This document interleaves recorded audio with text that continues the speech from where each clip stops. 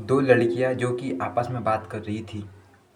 वो कॉलेज की अच्छी बेस्ट फ्रेंड थी दोनों भी, और दोनों आपस में बात कर रही थी। तभी तभी वह लड़की बताती है कि यार मेरे घर में बहुत परेशानी चल रही है। उसके घर में वह कहती है कि मेरे घर में मेरी 3 बहनें हैं, और मेरी जो मम्मी है उनकी भी अक्सर तबीयत ख़राब रहती है, इसलिए और मैं किसी तरह से घर का गुजारा पानी करती हूँ और अपना कॉलेज का भी काम कर कॉलेज की पढ़ाई भी करती हूँ। मेरे घर में बहुत परेशानी चलती है और हम गरीब लोग हैं। तभी दूसरी लड़की उसे बताती है कि यार मुझे तो कोई दिक्कत नहीं, मेरे वैसे तो मेरे पापा बहुत अमीर है, बहुत पैसे वाले हैं, हमें पैसे धन दौलत की कोई कमी नहीं है। पर जो मेरा भाई है उसके कारण हमें भी बहुत दिक्कतों का सामना करना पड़ता है। उसकी इन हरकतों के कारण आज हमें लोगों के सामने अपना सर नीचा करके चलना पड़ता है।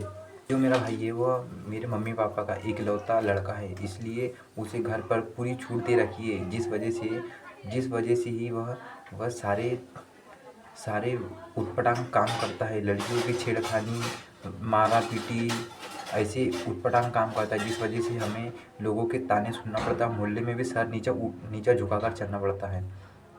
तभी वह लड़की बताती है कि तभी वो जो उसकी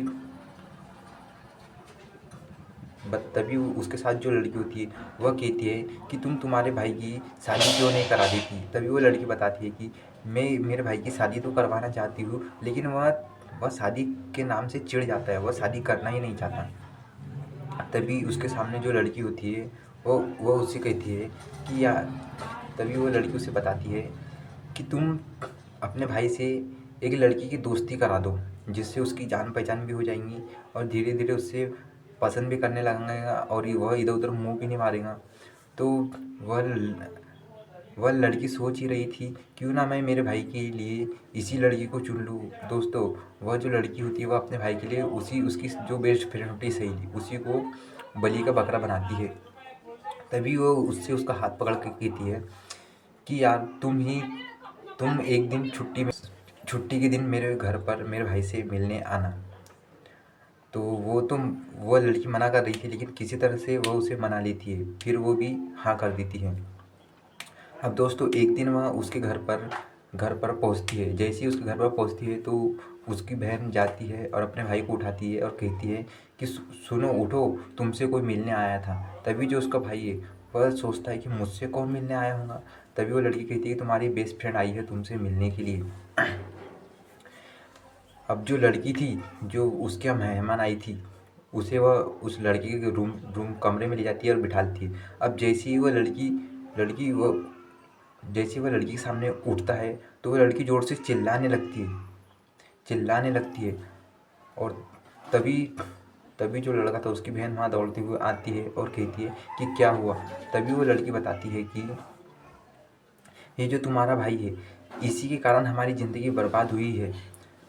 इसने पहले मेरे साथ में प्यार का नाटक किया और फिर मुझे छोड़ दिया, और इसी के कारण हमें उस मोहल्ले और उस घर को भी छोड़ना पड़ा और बेचना भी पड़ा, जिस कारण से हम दूसरे शहर में आए और किराए के मकान में रहते हैं, और आज हमारी हालत ऐसी है। और इसने मुझे प्रेग्नेंट भी कर दिया था और बीच रास्ते में छोड़कर ये भाग गया था। मैं कई दिनों से इसे ढूंढ रही हूँ। तभी जो उसके पापा है और उसकी मम्मी है, तभी वो बताती है कि हाँ, नहीं, हमारा लड़का ऐसा नहीं कर सकता। लेकिन जो उसकी लड़के की माँ रहती है वह लड़के का पक्ष लेती है, लेकिन जो उसका पिता था वह उसे कहीं ना कहीं थोड़ा शक हो रहा था कि मेरा बेटा ऐसा कर सकता है। तभी वो लड़के का पक्ष लेता है और कहता है कि वह लड़के का सर पकड़ता है और उसका बाल उसके 2 झापड़ लगाता है और कहता है कि सच सच बताओ, तुमने उस लड़की के साथ कुछ गलत किया या नहीं। तभी वो बताता है कि हाँ, मैंने ही ये लड़की के साथ प्यार का नाटक किया था और इसे प्रेग्नेंट करके मैं भाग गया था। अब मैं अपनी गलती का प्रायश्चित करना चाहता हूँ, मुझे माफ़ कर दिए। अब जो लड़की होती है उसके पास कोई चारा भी नहीं था उसे माफ़ करने का।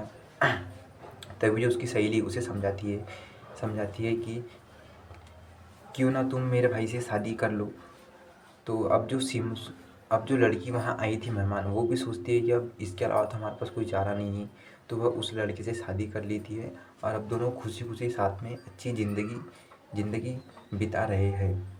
अब दोस्तों, आप ही कमेंट करके बताइए, उस लड़के को क्या माफ़ कर देना सही था या उस पे और कोई कार्रवाई होनी थी। मानता कि उसने एक लड़की को प्रेग्नेंट किया था और आधे रास्ते में छोड़कर छोड़कर भाग गया था, उसकी ज़िंदगी बर्बाद कर दी। फिर वह उससे शादी करना चाहता था, लेकिन शादी करना ही इतना ही ठीक था कि उसे और कोई सज़ा मिलनी थी। ये कमेंट करके ज़रूर बताइएगा। इस कहानी में इतना ही, फिर मिलेंगे हम अगली एक नई कहानी के साथ। जब तक के लिए जय हिंद, जय भारत।